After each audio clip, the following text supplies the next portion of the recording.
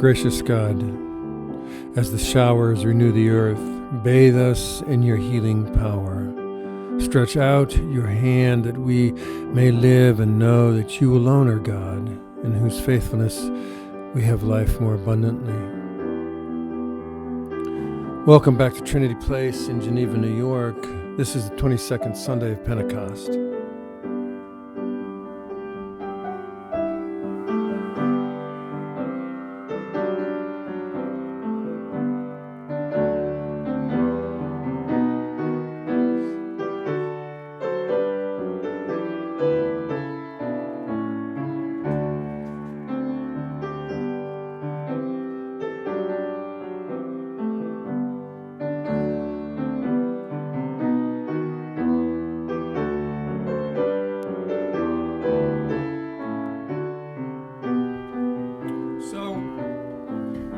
This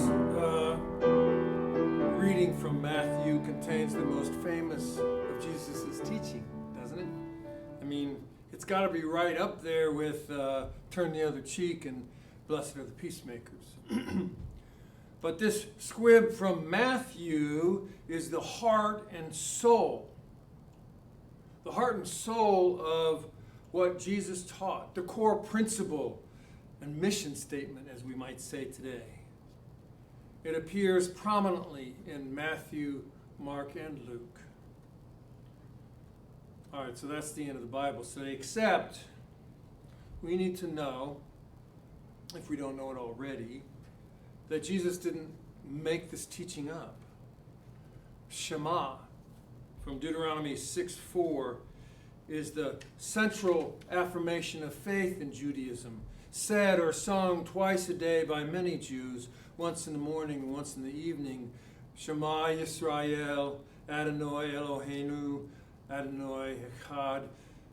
Apologies for any mispronunciation. Hear, O Israel, the Lord is our God, the Lord is one.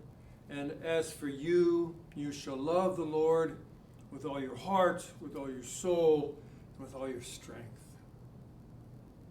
Then the second sentence in Matthew's is also part of this core teaching, and it's from Leviticus chapter 19.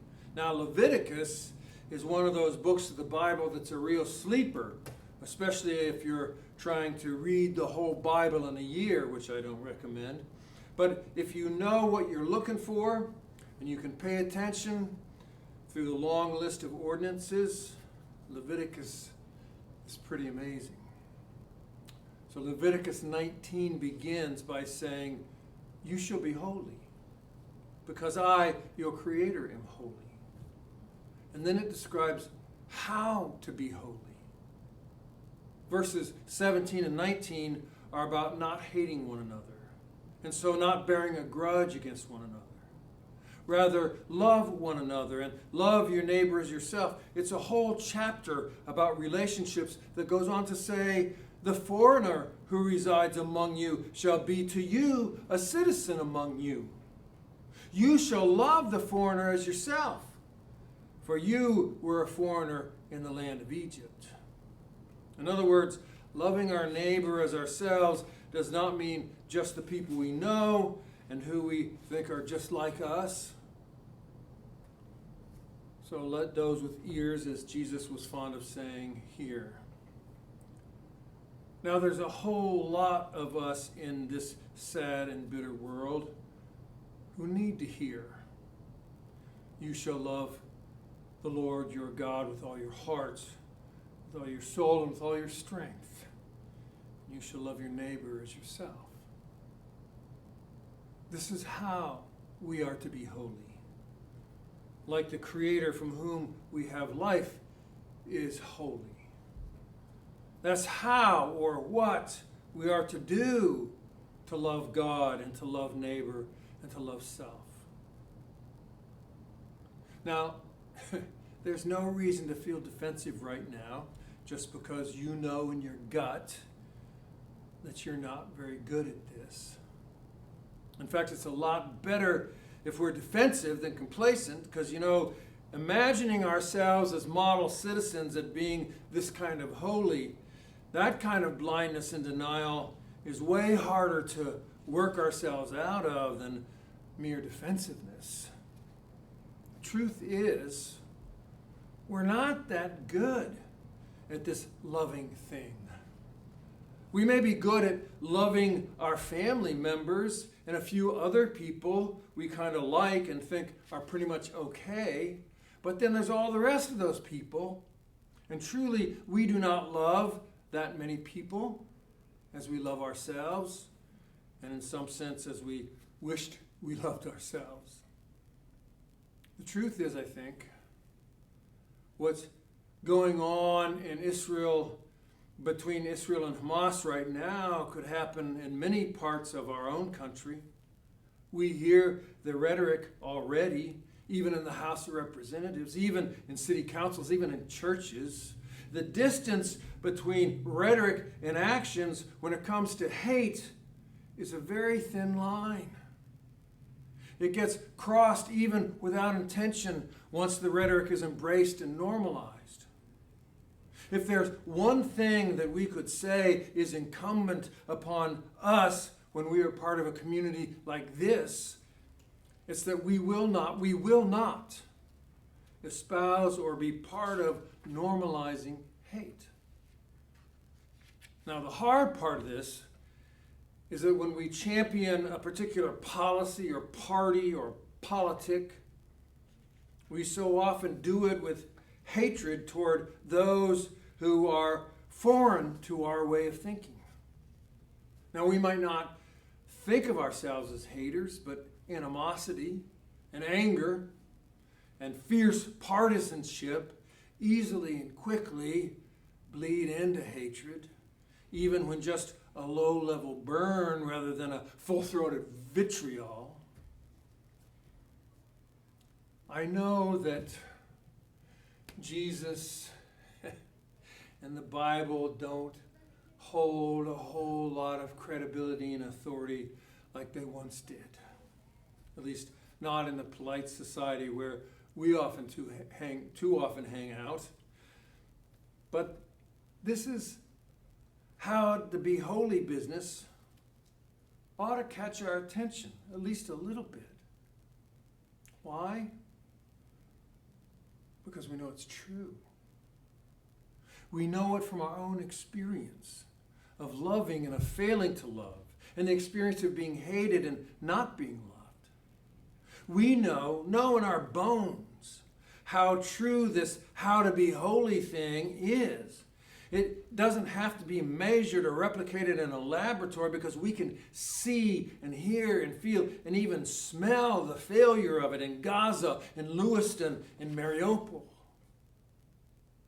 And at the same time, we can point to moments in our own lives that are cauterized in our memory when someone loved us unexpectedly, even against expectations, or when they had to cross a boundary in order to love us like they did. We will never forget such moments or those people.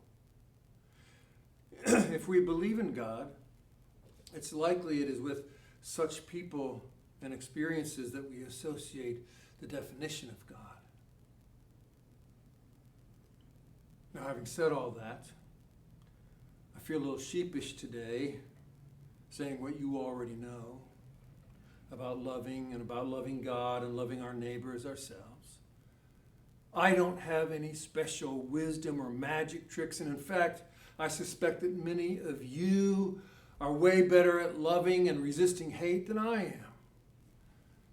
But one of the things any preacher has to do is learn to preach from his or her own failures and brokenness, and to preach across his or her own hypocrisy, because otherwise, frankly, we wouldn't have anything we could ever say.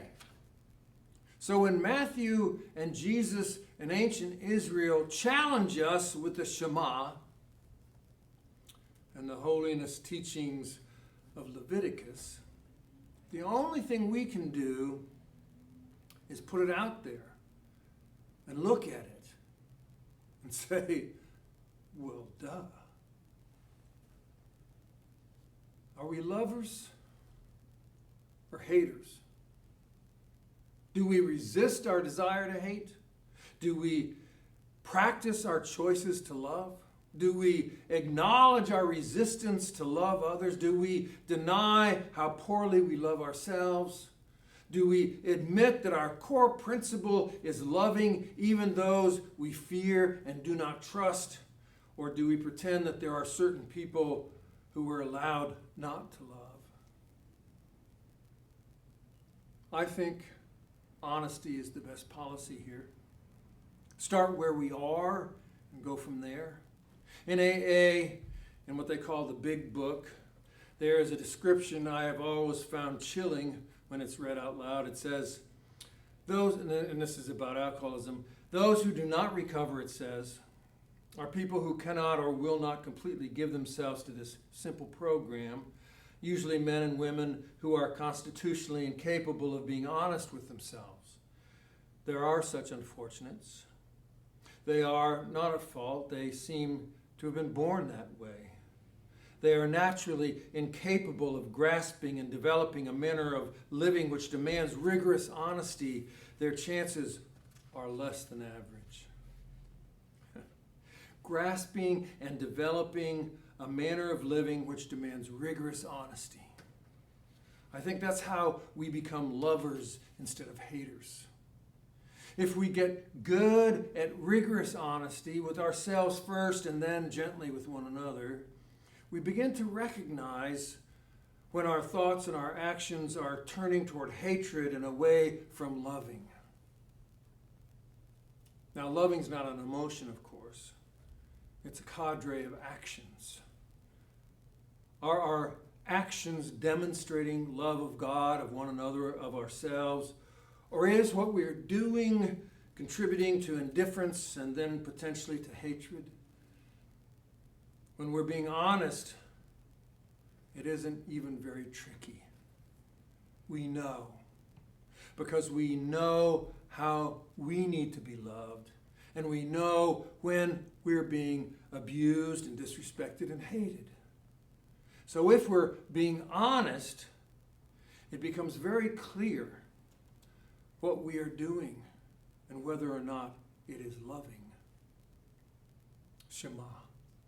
Hear, O Israel, the Lord our God, the Lord is one.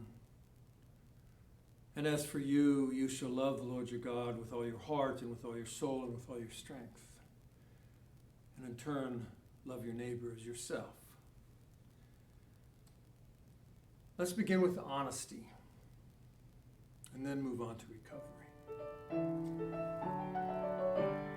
Peace be with you.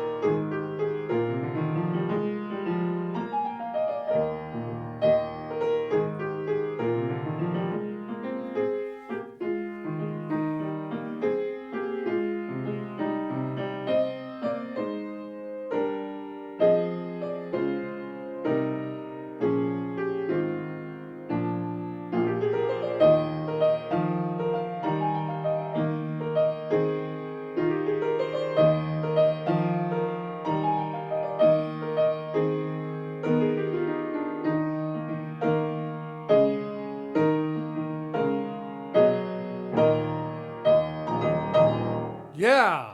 All right, Lisa.